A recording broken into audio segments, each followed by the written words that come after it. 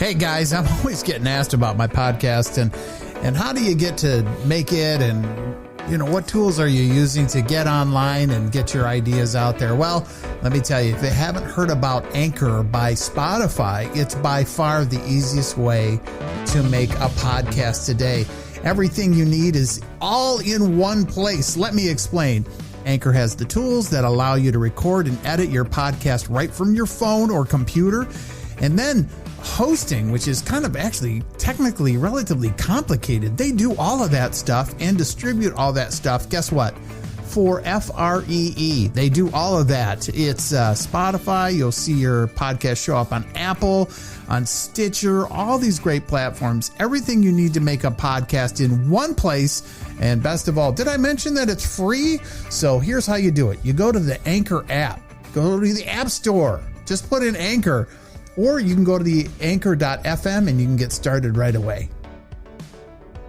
Thanks to our sponsor, Anchor.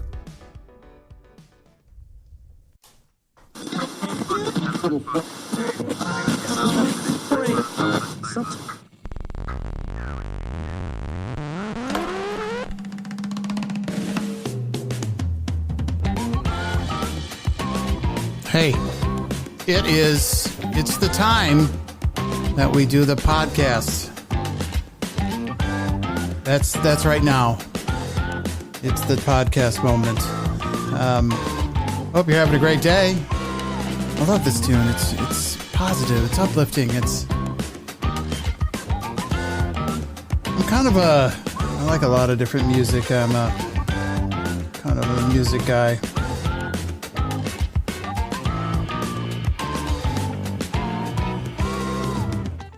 Hey, how you doing? I hope you're having a great day. My name is Pierre, and welcome to my podcast. It is Hustle is the Hack. Hustleisthehack.com is the place that you want to go. That's where you want to be, the coolest place in town, on the internet, on the interwebs. You go there and you'll find stuff. Hopefully, if you're sitting here, pull up a chair, have a cup of coffee. You're going to hear our people in the background here. This is you and me. That's it. This isn't a big presentation to thousands and thousands of people. This is just you and me having a cup of joe. Now, who am I? Well, I'm Pierre Holzebus. I've been doing technology sales since 1989, and I've been pretty good at it over the years. And so I've got some stuff to say, some little experience, if you will. Not only personally, for the first 10 years of that time, I was doing most of that work for myself. But at a certain point, I got into doing consulting and creating sales programs and marketing programs and CRM systems for some of the biggest companies in the world. And now I work for one of the big software companies, and I am back in the game as a salesperson. And so I just think I would pass on my vast experience and wisdom. I say that tongue in cheek, of course. I'm not that, I'm always learning. In fact, I posted that up today. I'm brave enough to suck at something new. And so welcome to the podcast, sucking at something new, as you say. Anyways, so, and you are, if you introduced yourself, and we were here at the table with some of our fellow folks. My mom is here, so be nice, of course, because moms always listen to this kind of stuff. Even though Mom, I'm sorry, because she's not really into technology very much. She's an awesome person, but tech is not her thing. She is a baby boomer, and she is awesome, and I love my mom. And but the rest of y'all here, other than just be good old emotional support, if you are here and maybe you're just out of college starting a sales career, well, that's you. This is for you. This is my time with you to hang out and tell some war stories and talk about the news of the day and how you can find opportunities in good news and in all different seasons.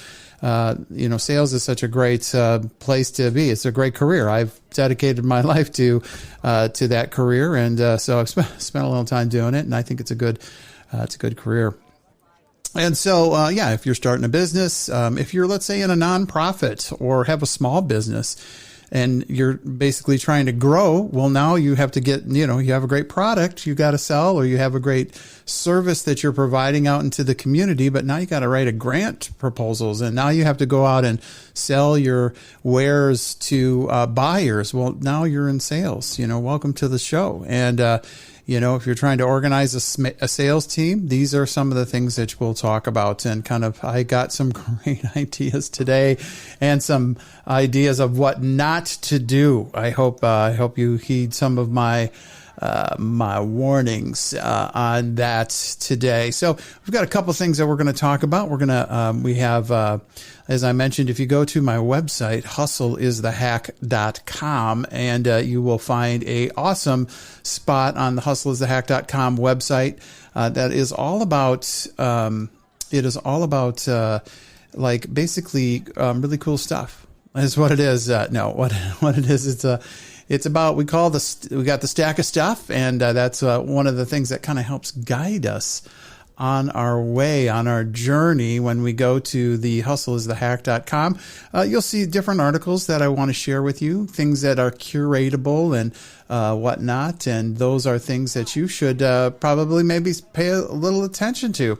And we'll go through some of those today, and I've got some great ideas and stuff that's going in there. So with that, let's sit back and listen to what is in the mind of Pierre. That's right. What is in the mind of Pierre today? So what is in the mind of Pierre today? Well, that is one thing. If you go to that stack, I've got a really great article that we found out about Amazon. Okay, so just for full disclosure, Amazon is a competitor of the company that I currently work for. These opinions are my own. I intend no conflict of interest, and I intend to be a adjudicator of truth and justice and the American way. And so an article this week out of Business Insiders came out that some managers say they're hiring people they intend to fire later just to meet their turnover goals. And this is really an interesting side effect of two things that happen. And this is let's say, unintended consequence of what is a practice. First, the practice is this belief, and I believe flawed belief, that we all, if you lined everybody up in your company, you're going to find some losers in that pile of people. And what one of your jobs as a manager to do is to find those losers and get rid of them. The dead weight, people that aren't just paying the bills. They're just pikers that are worth very little to the company. We've talked a lot about this, creating value. They take more value out of the company than they create. And they're just kind of easing along on the backs of all the awesome people that we have. And so as a manager, what you got to do is you are not only have to help coach people and get the best out of them, but you also have to find your losers in your pile. And the way companies work today, like a company like Amazon, there's two different primary roles in the majority of the company. Take away things like, actually not very many. Everybody is kind of in one of two lanes. You are either a manager of people and you don't do any technical work in the company like that. You're not out there writing software or building marketing literature. Those are called individual contributors. And so the individual contributors, whether in sales or marketing or product development or in the warehouse, those are the people that actually do the work. They actually make the product and build the product. And then for every about 15 to 10 or 20, somewhere in there, depending on the company, there is a manager, and that's basically the structure. And everybody, all those managers roll up to other managers, and their teams underneath them roll up to other managers. So everybody has accountability in an organization like that. And it's great structure, great structure. Now, one of the challenges is a company like Amazon cannot hire enough people. They, believe it or not, there are segments of this economy, and the IT sector is one of them, where if you, let's say, are going into getting your master's degree in computer science, you're pretty much guaranteed a job out there. Everyone that graduates from college with a master's in computer science, there is a job for you. Period. It's akin to having, a doctor, a medical doctor or something like that. There is always going to be a job for you if you're savvy enough, so to speak, to get out there and put your resume out. If you want some work, there's work for you. And that's the challenge right now. In fact, companies like Amazon and all the technology companies and Facebook and all these big Silicon Valley companies, they basically suck up all of the visas, all of the green cards of people wanting to come into America. It is because they can't hire enough Americans to take these jobs. This is one of the challenges in IT today. Anyways, the point is this. These people are hiring people to fire them. And it's just kind of a dirty little secret in these kind of companies, because the way that Amazon runs their system, it's a system, you can look it up, it's called stack ranking. Stack ranking is this model that has this flawed belief, as I mentioned, that everybody is on a bell curve. It's like grading on the curve, basically. And everybody's on the curve. And what happens then is you have this belief that, 10% of the people are the best, everybody in the middle is average, and 10% of the bottom is the dead weight. So on your team of 20, 2 people have to go every year because they obviously suck at their job, or at least that's what our statistics tell us. That's what the best people in corporate tell us that we have to do. We have to let some people go from our team. Now, if we ran, let's just pick a high performance organization, let's say a baseball team, a professional baseball team, or the Boston Philharmonic. Let's say you were running the orchestra there. People that are at the pinnacle of their career, doing the very best in a highly super duper competitive marketplace, where the cream rises to the top. It's built by a meritocracy. And you now, in your orchestra, you have people that are the very best at what they do in their business. And so now, though, you're going to manage that organization as if 10% of the people in that orchestra are stupid or don't know what they're doing. And your job as a conductor is to go find them. Same idea if you look at any sort of, let's just pick a basketball team. So you got like 20 people on the basketball team, and your job in a professional basketball team, pick any one of them, that of these $1 million players, of all these people that spent their entire childhood pursuing the dream, making the cut 1,000 different times, and finally getting scouted and coming to the professionals, winning one of the 1,000 or so full ride scholarships into the Division I colleges and universities. And then from there, making it into the small class of people, let's say 20 or 50 of those D1 students that end up making it into professional basketball in the United States, into the NBA every year. Okay. Of those folks on your team, 5 of them have to be fired because they're at the bottom of the performance curve. And of course, that's just a dumb idea. And that's what this is. This stack ranking system is a dumb idea. And this is what it leads to. It leads to companies having managers that game the system. They have their core team. They know what they want out of them. Everybody's performing well. And then your management is going to tell you, 2 of you have to go, get kicked off the island. No, that's not how it should work at all. And so instead of finding ways to develop them, or if they weren't performing well, coming up with another spot, and they just get rid of them. And so this is what's happening. Managers basically have their core team, and then you got 2 or 3 people on your team that you hire just to get rid of them. You recruit people on your team that are low performers, that bring the whole team down, but they are there to be hired. It's kind of like remember in the Star Trek episodes, you'd have Scotty and Bones, and you'd have Chekhov and Captain Kirk and Spock, and they'd all go, okay, we're going down to the planet. And of course, there would always be lowly crewman number 6, the guy in the back who was in the red shirt. He was like the security team or whatever. He actually usually had no name. Nobody knew who he was. This was lampooned in that movie Galaxy Quest. Where it's like, who is this guy? We have no idea. He has no name. He's just crewman number 6. And that's who they're hiring, crewman number 6, because during the episode, crewman number 6 is going to get wasted. He's going to get blown away or fall into the pit of tar or, get run over by a beast or whatever, disintegrated by the bad guys. The alien's going to eat him or something. But this is what's going to happen.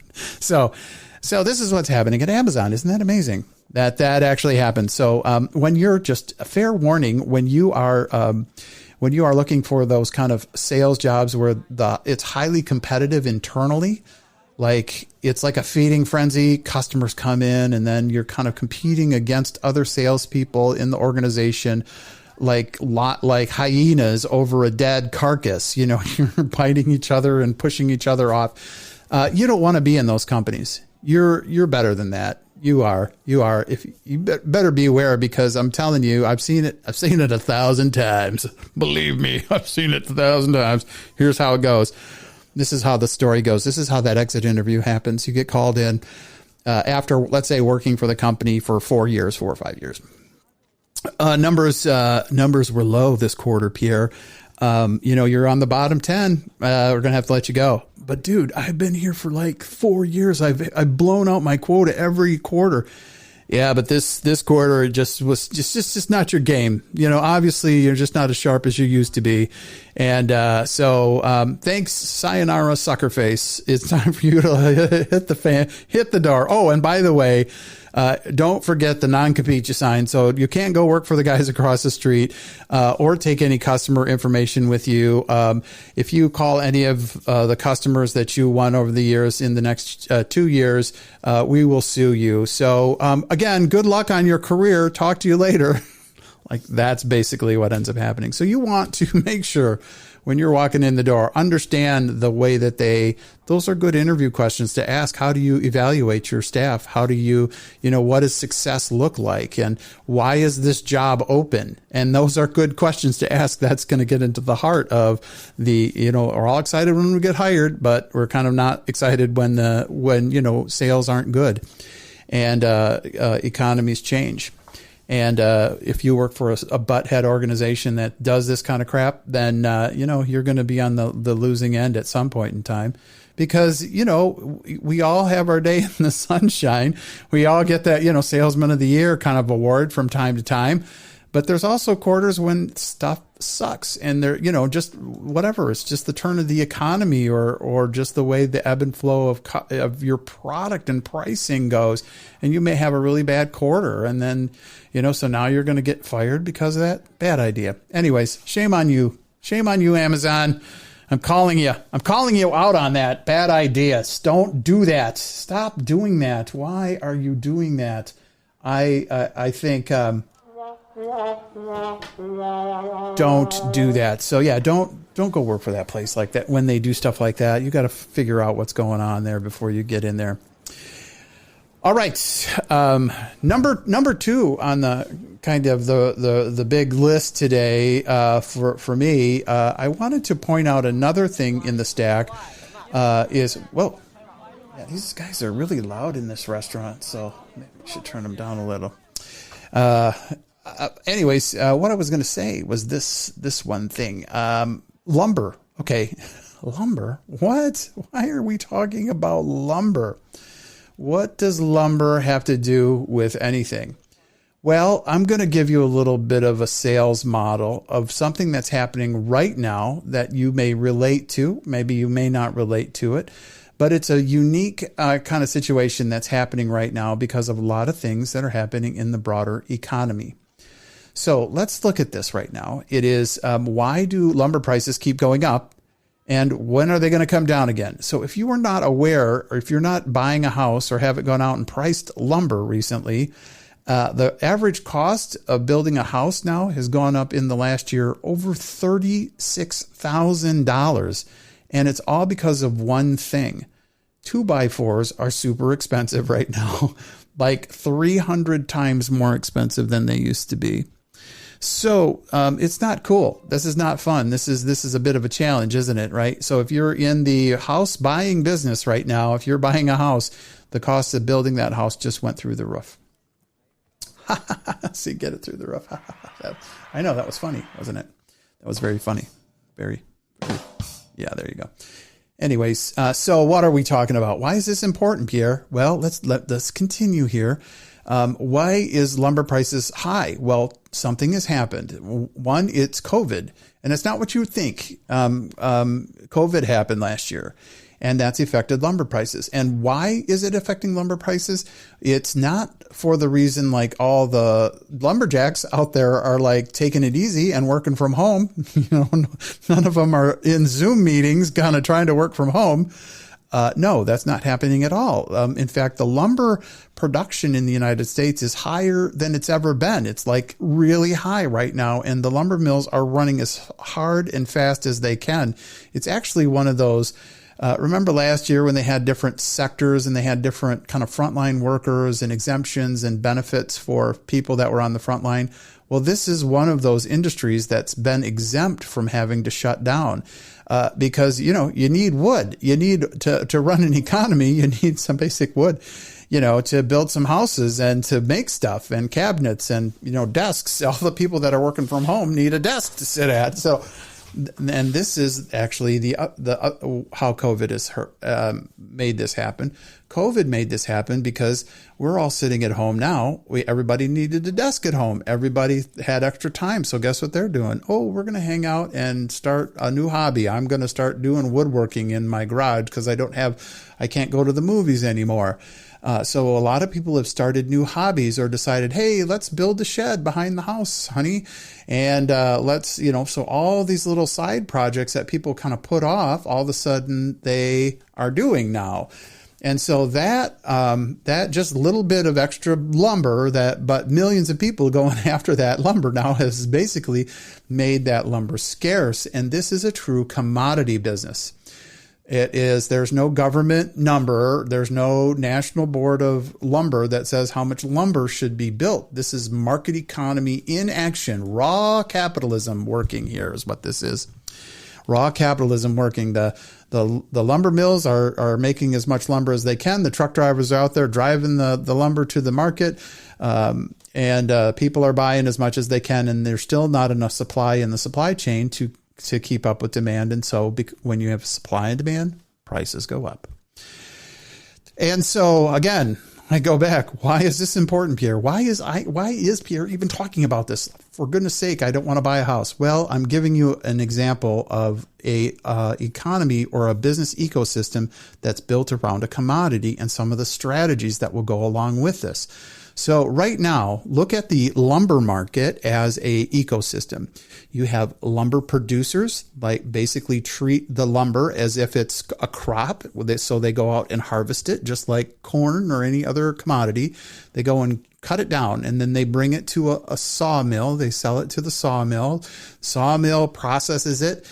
And then that goes to a big distributor. Distributors decide, hey, this housing company wants 18 million feet of lumber next month because they're building some houses, and so they deliver it right to there. Some go to your local Lowe's and Home Depot. They're a customer of those lumber brokers, and so that's how it's done. And then you have companies that build cabinets and the desks at IKEA, and they do that. And then there's also the trucking companies that deliver those because they have specialty trucks and vehicles that handle the lumber and deliver it to the market and deliver it to customers out in the field.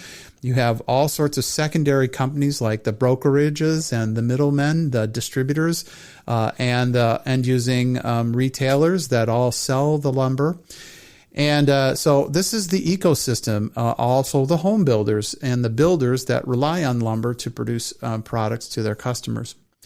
And then when you get into some of those industries like construction, then you have subordinate or other ecosystems that are there, spheres of influence, if you will. So if you're in building houses, you have the concrete guys, you have the electricians, you have all the other people that are as part of that. So as the home building market goes, so does the cement pouring market and the people that do tree trimming and roofing. All of those industries all rely on this steady supply of lumber. So this is one of those things that's way down at the bottom, very straightforward in terms of the product, but it affects millions of people out in the market.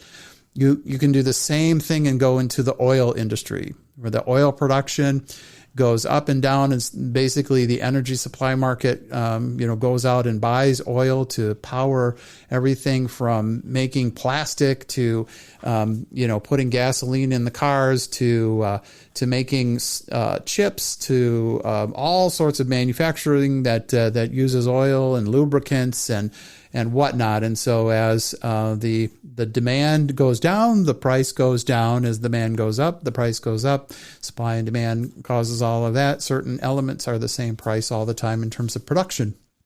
Anyways, so lumber is like this. Okay, so now you've got a little bit of economic understanding of this market.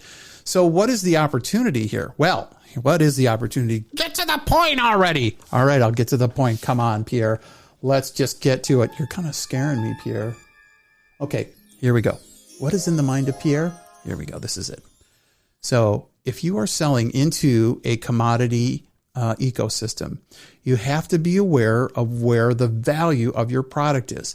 Now, if I'm selling my software, or let's say I sell blades, or I sell conveyor systems into lumber mills, the last thing that a lumber mill today in the current market is going to do is want to replace what they're doing. They are trying to make as much lumber as they can. So unless you're going to figure out how to not disrupt their current production numbers and improve it, this is not the time to be knocking on the door of a lumber company. They are trying to keep up with demand. And so they're going to not be likely to return your call. They're not, because they're too busy making boards right now and chopping boards up. And any proposal that's going to come in front of them that would affect that in any sort of risky or negative way is going to be considered interruptive and disruptive to the whole process. So they are not going to call you back. They're not going to call you back. So you have to consider this, like where in the supply chain are you, and what interruption is your solution or your system or your sale going to do to them. Other organizations in that supply chain, for example, let's say the people chopping the trees down, they have the other effect right now. They would love to get more equipment out in the field because it's not very disruptive. Sure, I'll go buy a brand new a tree chopper downer if I can put that into production and easily and low risk. Just bring it out and we'll swap the old one with the new one. And my driver that's already there will just use the new piece of equipment.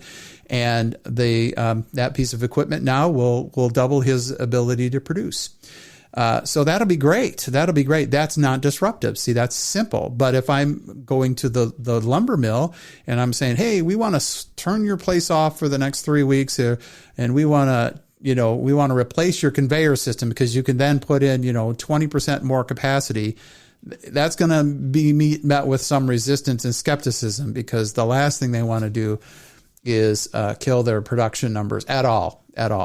It's risky when they're producing. That's really interesting. So times are good, but it is also very risky to interrupt their production. I had a lunch one time. Actually, it was really interesting. It was a CEO of $1 billion company, and it was just an accidental lunch. I was working on a project up in Canada, and the company was a oil company that is no longer in business today. They got bought out by a bigger company, which is not uncommon in that industry. And this was in like the, I will say 2016, somewhere around there, 15, 16 or something. Anyways, so up in there, it was up in Canada.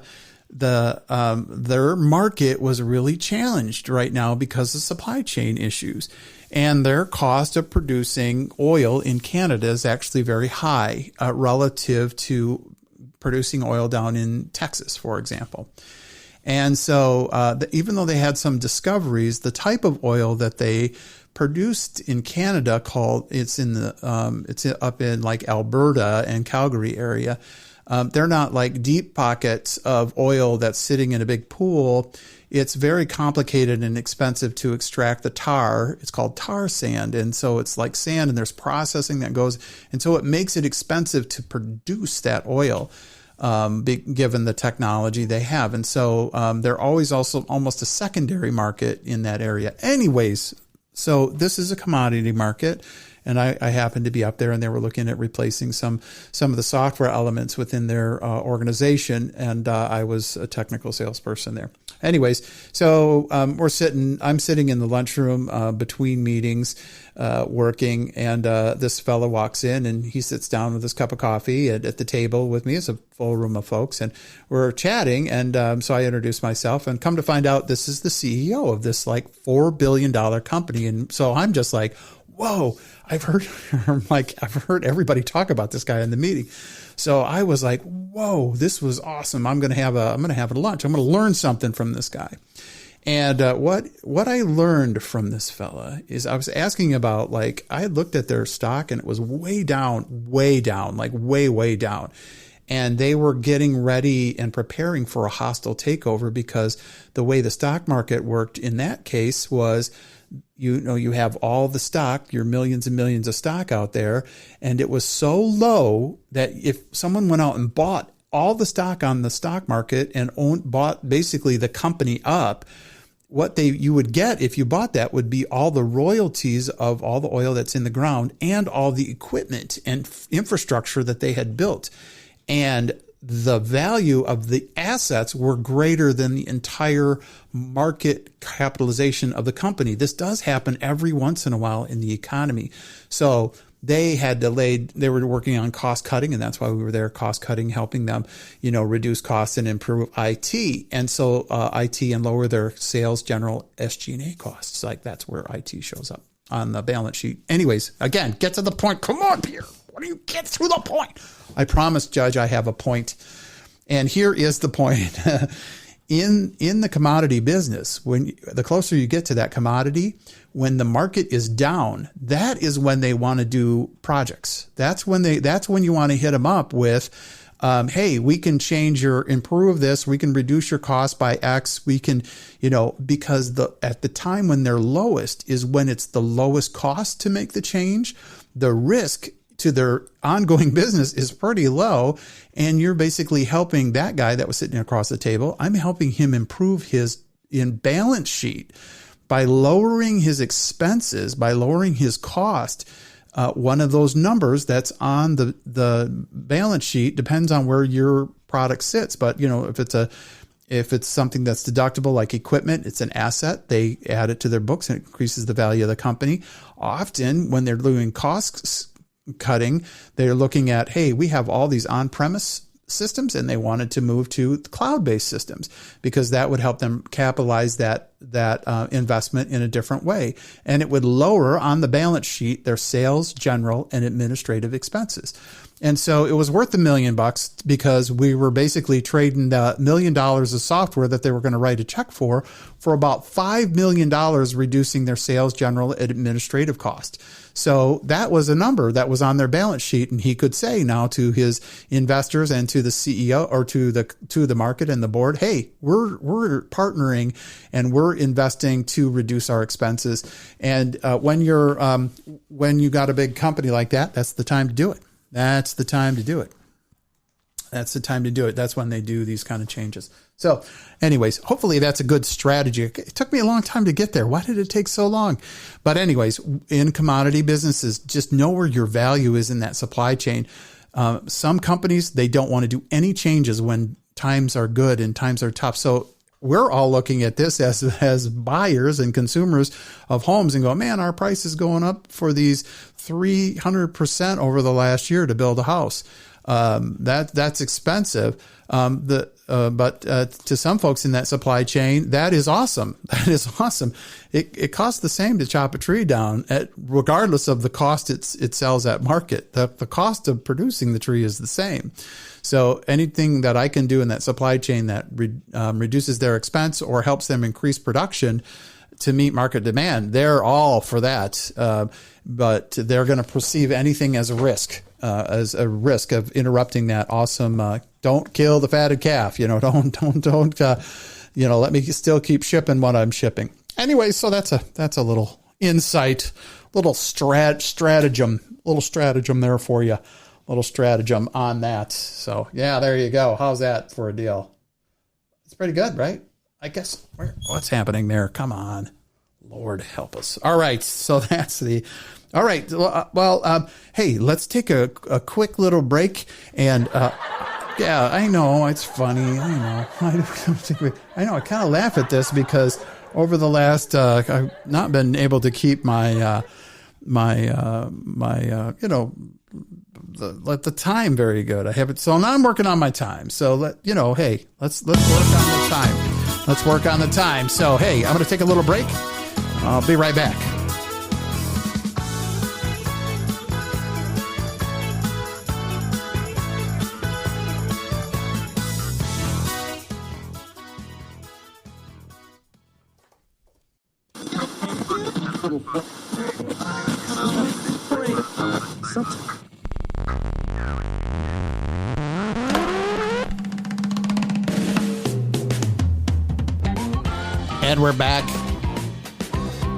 And we're back.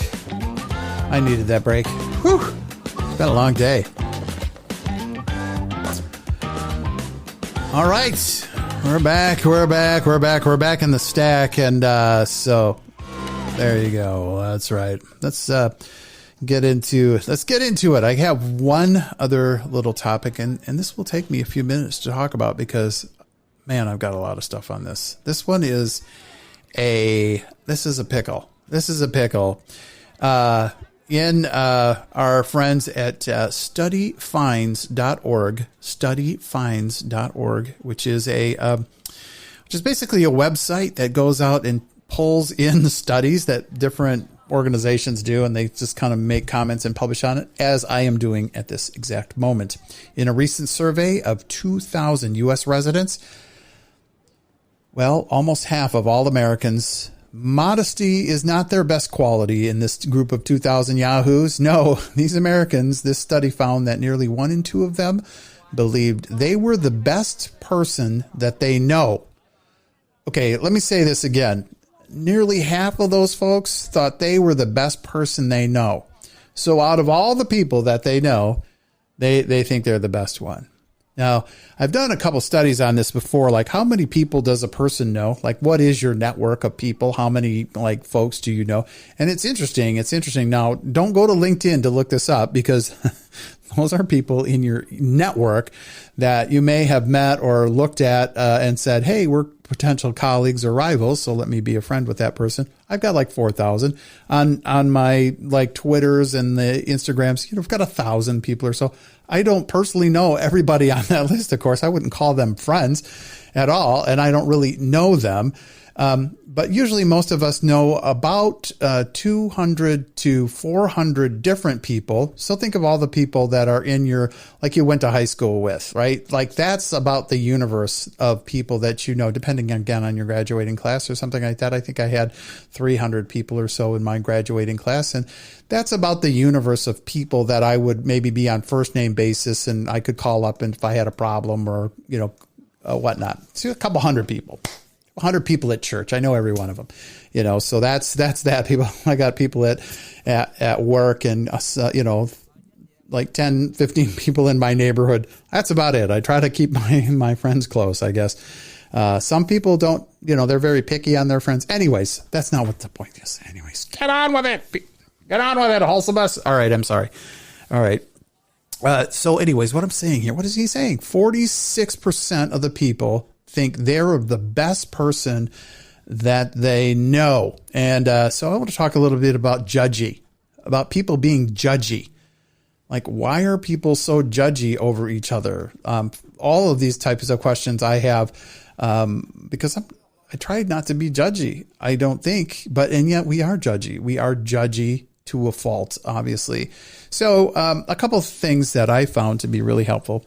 in this conversation, I've made a link in my stack towards a book that was written in 1975 by Mr. John T. Malloy. I actually met John T. Malloy in 1983. He came to my college when I was in college, and I actually got to shake the man's hand and look at him in the eye and talk to him for a minute. And he wrote this great book, which is a little dated by today's standards because it's about clothes. It's about dressing for success. And this guy was really a sociologist. His background was in sociology. And he had written a book about the effect of dress and how that worked out from a sociological standpoint. And he would do different, let's say, social experiments. He would like rent an office, and he would pretend I'm going to be the boss here, and they would hire a temp agent called the temp agency and say, we need a secretary for this afternoon. And so the secretary would show up, and he would say to the secretary, hey, I'm working. I got some paperwork that I'm working on. If you could just answer the phones, and also I'm doing interviews today. And so I need you to coordinate those interviews. They're going to take about 20 minutes each. You can interrupt me and because these are important. And then he would go into his office, and then he would let the mayhem begin. And what they would do is they would take people, individuals, men and women, and they would just basically show up with a resume, said, I had an appointment today at 2:00. And the other person would just also be standing there. I also have an appointment at 2:00. And they would have different clothing on. And then the secretary would say, thank you. Mr. Johnson is busy right now, but let me call him and we'll get you in a few minutes. So why don't you have a seat on the couch? Coffee's over there. Make yourself comfortable. I'll be right back. Basically, is right. The secretary is doing her job. She's doing a good job. And so now it's up to her to pick which one of those two people get to go talk to the boss first. It's her decision. And so, of course, she's got to make some sort of choice. She's got to make some sort of subconscious choice of which one is she going to prefer in this equal race. And so what they would do is they change the clothing of people and their appearance. And they kept track of all of this in a scientific study way. They swapped names of people with different secretaries, and they did this over a long period of time. And they came up with a bunch of advice, basically, today on what to wear, because they saw that all these different secretaries in different parts of the country basically had very similar behaviors. So one of the best examples was on interview. If you walked in with a brown or black trench coat versus somebody that had a khaki trench coat, that you were going to wait. The guy with a trench coat that was khaki, he would get to go first. And this was like all over the country. This was consistently happening. In some parts of the country, the person that wore a white shirt and a red tie versus somebody that wore like a pink shirt. Back then, dudes did this. You just look at Lee Iacocca pictures or something like that. You wore like a blue shirt or a pink shirt, but the collar was an alternate color, like white. And instead of having like a tie clip, you had a tie bar that went into like a pin underneath the collar. And it popped that collar. It looked so sharp. Everybody wanted that look. That was like super high-end professional. And so, of course, those guys all got in before the guy with just the white shirt and the black tie. So the ties, became more flamboyant and gaudy, so to speak, if you will. But anyways, so this was what he did. And the whole idea is that people make snap judgments. They had come up with like some sort of perception. It's hard for that person. If you interviewed the secretary, they would be totally say, well, I didn't even know what that person was wearing. I couldn't tell you what this was all about. But anyways, so instead of this guy turning out into a big scientist or a social science and getting at the heart of that, he just basically turned this into like, hey, if you want to get in the job interview first, wear this suit and tie, basically. And this was what he did.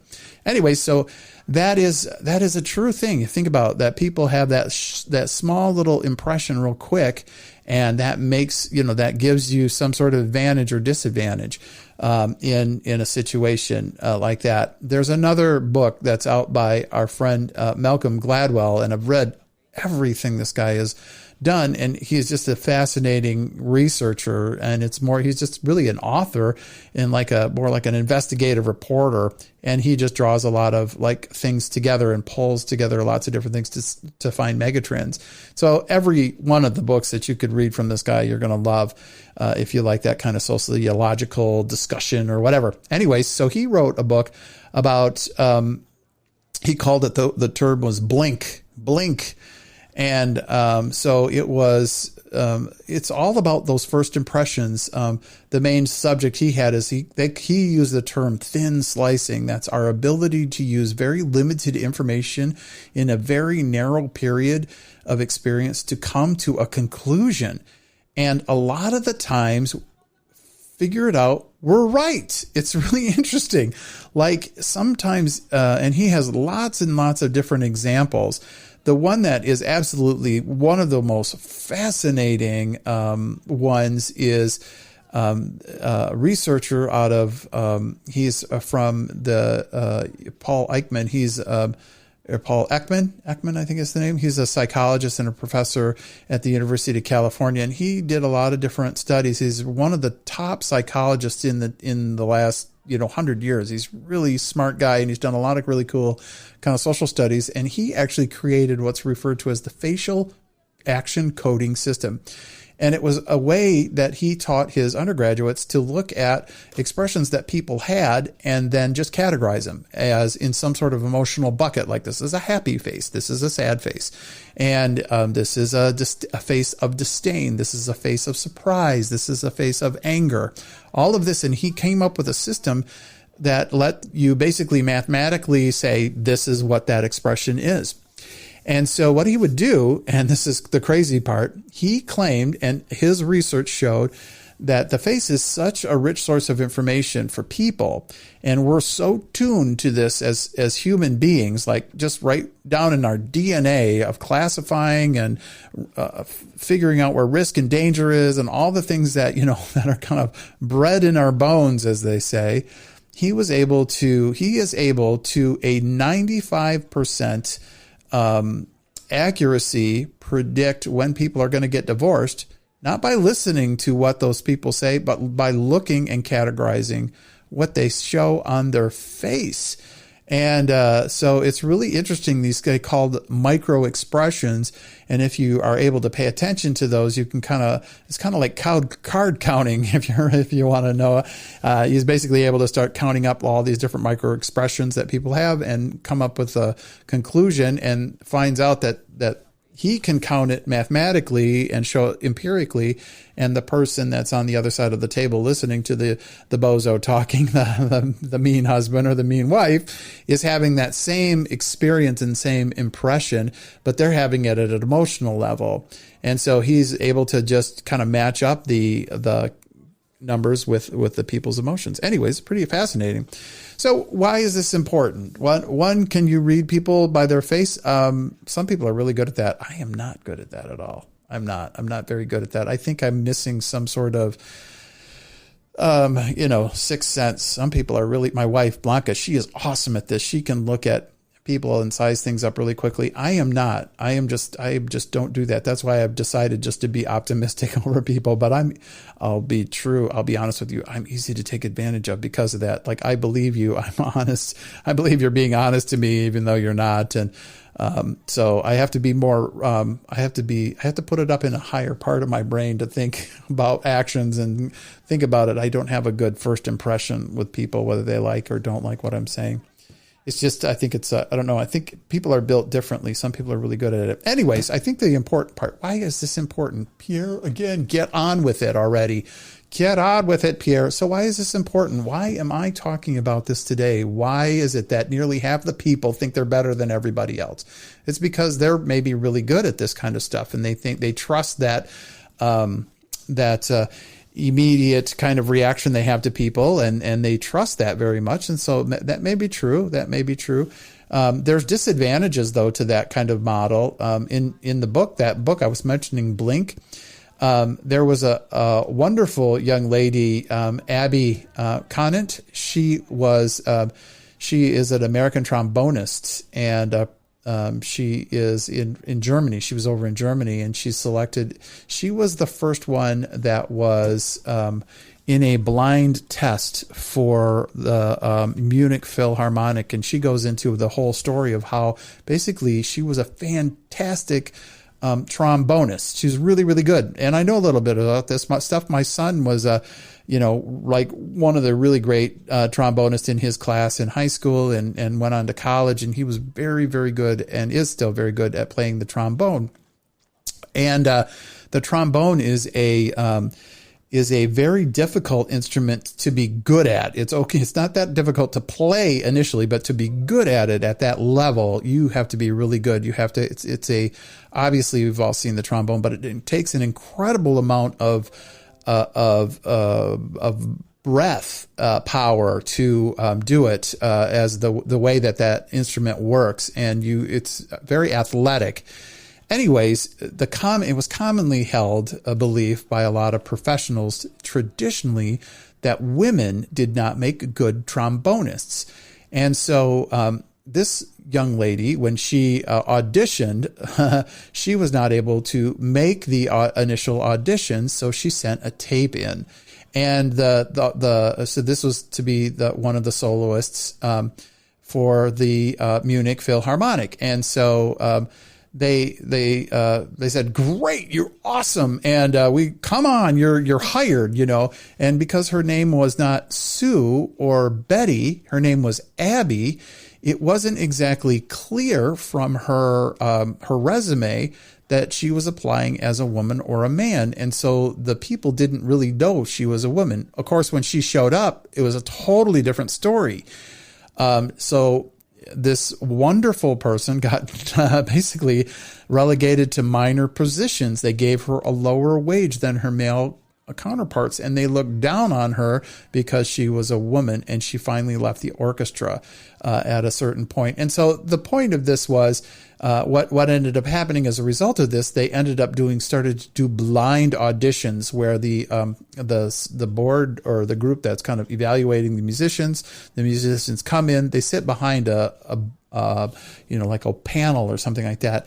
And then, you're basically picking based on the sound of people, not their sex. And she was the first one that really brought that up to play. And so that was just an example of where, sometimes that immediate impression that people have in terms of what they look like on the outside is totally misleading. And we see that all the time in police interactions when an African-American fella is walking through a neighborhood that's predominantly white, and somebody's calls the police, say there's a stranger in our neighborhood, and the police show up, and not good things happen often as a result of that. And it's scary and sad that people do look on the outside and make snap judgment based on their just blink sometimes. So blink can be positive sometimes, and other times it can be really, really bad. That's why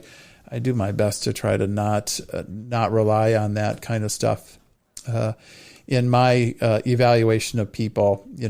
Kind of hold my cards a little closer to my vest, and I believe for the best in people until you do me wrong. And that's kind of one of the rules, I guess, for me of successful selling. I believe in best intentions often, and it doesn't always work, but I would rather be on that side of it than be super judgy over people. So stop being so judgy. Why are you so judgy, people? Why is half of America judgy? One of the other things, this is just an extra. I'll give you this one here. I'm going to give you this one here. This is a freebie. This is right off the top of the head. No prep at all. I've said this many times in a little blog posts or whatever, and it is this. Here you go. What is it? What are you talking about, Pierre? What is it? Are you listening? You hearing the crickets? Okay, no, this is what it is. This is what we're talking about. Half the children that you know have below average intelligence. Half the children that you know have below average intelligence. Can you imagine that? That is sad, isn't it? That is sad. No, what that is that's called statistics. Like if you take every person that you know, every child, and you put them in a line, smartest to dumbest, you would have a person in the middle, and half the people are above average and half the people are below average. That's the way averages work. It's an average. So you have to pick somebody in the middle, and you have to pick, this is what I'm saying. So any of these kind of studies, or anytime you're judging people based on averages, that's a bad model. That's a bad model. Let me give you a personal example, because here's a great story that goes along. This is why we're having coffee together, because this is the kind of good stuff you're going to get talking to the Mr. Hulsebus, because I've been around for a little bit. And so I'm going to tell you a story of being average, and actually being what I was called below average. I was called below average one time. Yes, that's happened to me, and it was sad, and I was really bummed out. So I worked for, and I can talk all about this one because this is a long time ago, and the company that I worked for then is out of business now. And it was AT&T. The company that I was working for was the national data. I was a data network account executive for AT&T, and I handled everything. If you get a map out right now, get a map. Okay, now go look at where Michigan is, where I live. That's the state in the United States that's shaped like a hand. And point to where your pinky is over on the left-hand side. That's where I live. I live over on that side of the state. Not where the thumb is. That's Detroit. Over on the left-hand side of the state, that's where I live. Over here, very conservative. Dutch heritage. People are super conservative, not innovation, not a hub of hotbed technology over in my part of the state. And I covered at that time everything from that state of Michigan, outside of Detroit and Lansing, all the way from Grand Rapids north, all the way up to the Upper Peninsula, which touched Minnesota and Wisconsin. So if I would go visit some customers, it would literally take me in 1995 10 hours to drive to them. Like I had customers in Iron Mountain, Michigan. Again, go look at the map. It's a 10-hour drive in the car to go get there. If I also got in the car and drove west or east 10 hours, I would be in Pittsburgh. Like I would go through 3 states and be in Pittsburgh. That's how big Michigan is. But because some guy in the corporate headquarters at AT&T that looked and did territory management, never been out in the field, probably didn't sell a thing ever, but they were part of the quote unquote sales excellence team. We all have those. If you work for a big company, there's these people that set this kind of stuff. You never talk to them. They're just faceless, nameless people. And they give the quotas. They like dole out. It's like the Glenn Ross leads, this holy grail of the stack of, it's like the tablets from the 10 Commandments come down from the mountain. And we are presenting now, Pierre, the module. This is the greatest set of customers you could ever have. And so I got this module, this territory list that covered Escanaba and Iron Mountain all the way down to my state or my city. And so this physically ginormous territory. But smack dab in the middle of my territory, of all of those different accounts, about 150 different accounts, I had 2 accounts that accounted for more than half the entire $100 and some odd million I was responsible for.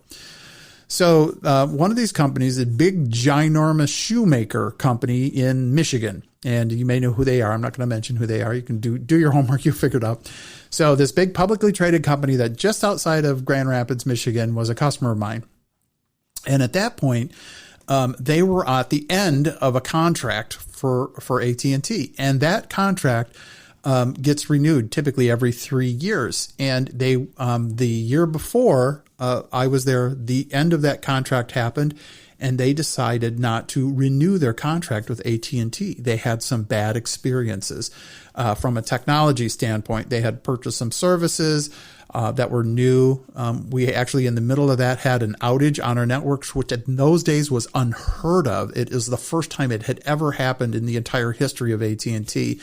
And they were affected by that outage of a 1-day outage on their network. And it really harmed them and harmed our reputation with them.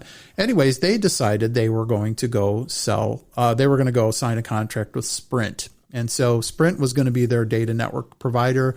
And, I did my darndest that year to, try to resell this whole solution that we had. We took them out many places to different data centers. We tried to help get them involved in helping develop a new product, and they would be the first one to do it and help them be innovative. I tried every trick in the book. I brought my VP and general managers were all out there. None of them walked away and could help. And this customer was just adamant about, letting their contract lapse. And there was nothing I could do about it. And so I lost that account. And I took it very personally. I was new into the game. I was thinking, of course, that territory was given to me because I was such a fantastic person. But maybe it was because everybody else that was given that opportunity turned it down, and they crafted that territory in such a way as to make it one person's fault and nobody else would be to blame. I was the fall guy. That might have happened too. Anyways, so I get called, hey, Pierre, we need you to come out to headquarters and we're going to talk about this now. And so I'm going to get coached by the people in Basking Ridge, New Jersey, which is where the headquarters of AT&T was at the time. Went out to Basking Ridge, New Jersey, and I got brought into this lovely office, and I sat at the desk, and they're like, okay, you sit here.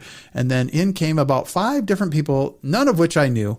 I'd ever talked to ever in my entire life. And they were the management team and the sales excellence people and all of this. And they were going to grill me as to why I had failed in my module and why I was so below average.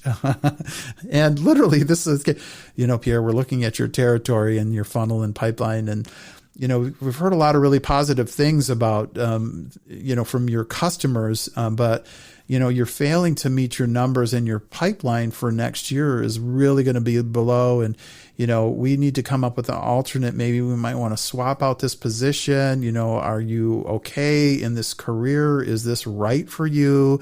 Did you not have enough adequate training? Did people not give you enough resources? Because this territory was solid for 20 years. And yet, in this, you happen to obviously totally screw this up.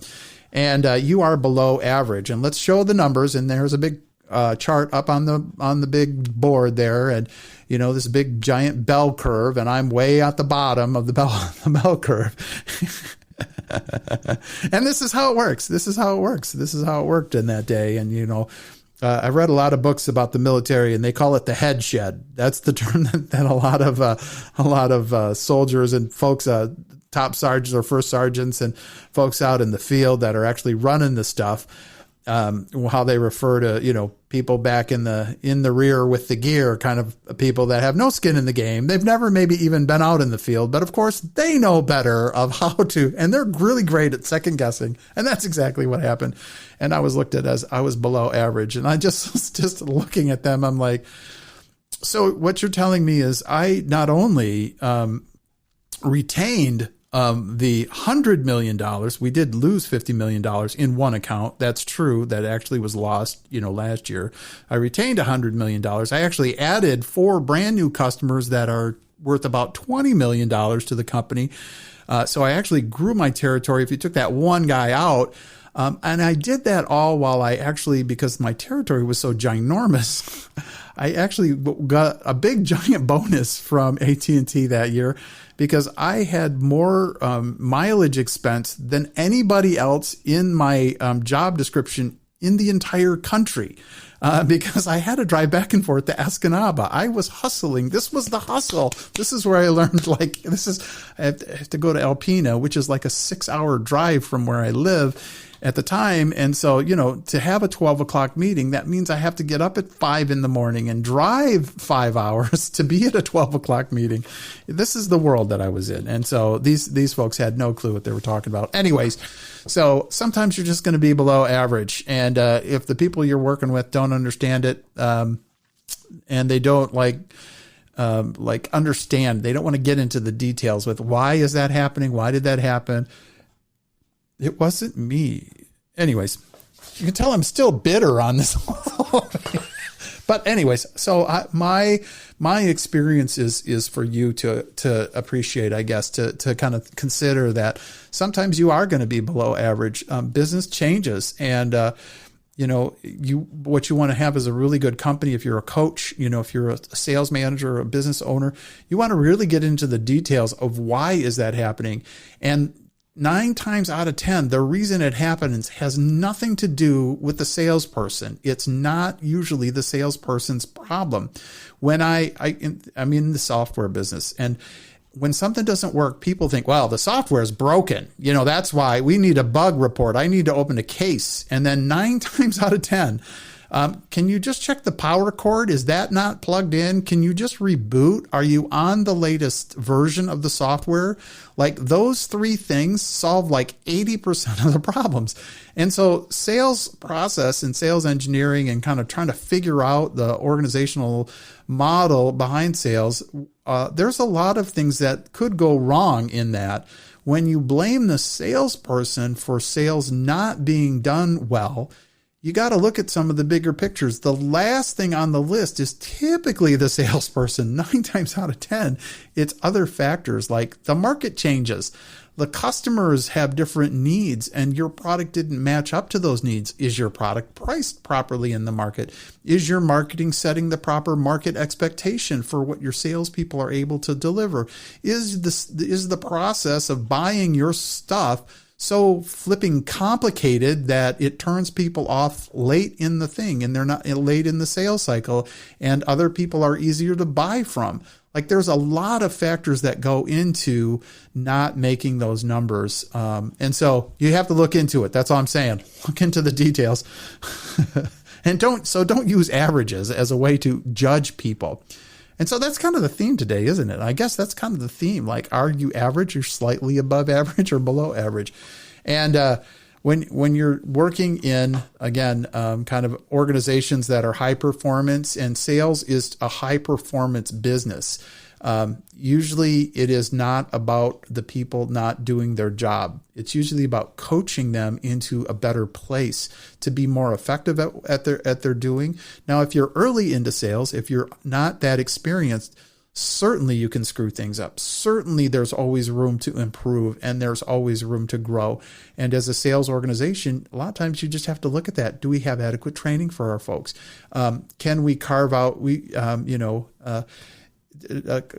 somebody who is a salesperson isn't like a truck driver. It's not like a journeyman electrician where, they just have this one skill and it goes, and you hire them out for a certain wage to do a very specific thing. And they follow this very narrow job description to do exactly what they're trained at doing. And they repeat that over and over again. Selling is not like that at all. Selling is a judgment game. Sometimes it's knowing when to get out. It's when to bend the rules around your sales process in order to be successful. And so that's where it's at. That's where it's at. It's looking at the system and the processes around that, and not just the guy. It's not like sales sometimes can be treated like the hot potato game. Do you know what the hot potato game is? You have this little maybe a song that you play. Everybody's standing around in a circle, and you have a potato, and it's just like you took it out of the oven. You pretend it's hot, and so you throw the potato or toss it gently to somebody else in the circle, and somebody plays the song music, some goofy music in the background while the potato's being tossed, and then you turn the music off, and whoever has the potato left with it, they're the loser. That's hot potato. Or musical chairs. You've got 8 people, you have 7 chairs, you walk around the circle of the chairs and turn the music on and turn it off, and whoever can't find a seat, there's going to be one of them, they're the loser. And some organizations treat their salespeople like that, like whoever had it last, they're the loser. If the deal is lost, well, it's their fault. It's like a football game when you have the place kicker is trying to kick for 3 points right at the end of the game. And he misses. And then the headlines the next day, place kicker loses game, clutch game performance, lost. This place kicker lost the game for us because he didn't make his shot. Well, that absolves the entire rest of the team for the other 59 minutes of a 60-minute game. This guy so the whole game just relied on one guy. Like, you guys all sucked the other part of the game. Nobody else scored all the other tries. Of course, none of them are fault. No, it's this one guy's fault. That's how sports weasels its way into here. Anyways, I hope you're having a great day. We're towards the end. We're at the end. Really, we're at the end. I hope you're having a wonderful day. Thanks for the coffee. I appreciate it. It was very nice. I got a cafe latte is what I got. I like that cafe latte. And anyways, I hope you're having a great day. I hope you have a good week, and you're looking forward to this summer. Kids are back from school. My kid came back from college this week. We're having a great time. Looking forward to some trips. I said it before, I'll say it again. You are a promise. You are awesome. You are awesome. You were known before you were born. This whole thing was planned out for you before you even showed up. And so welcome to the best career that you could have. Stick with it. Yeah, I promise it'll pay off. Again, check us out, hustleisthehack.com. There's a spot where you can make comments, call into the show, make a voice, go to my podcast. You can actually ask me a question, and I'll answer some of them. All right, talk to you later. Have a great day.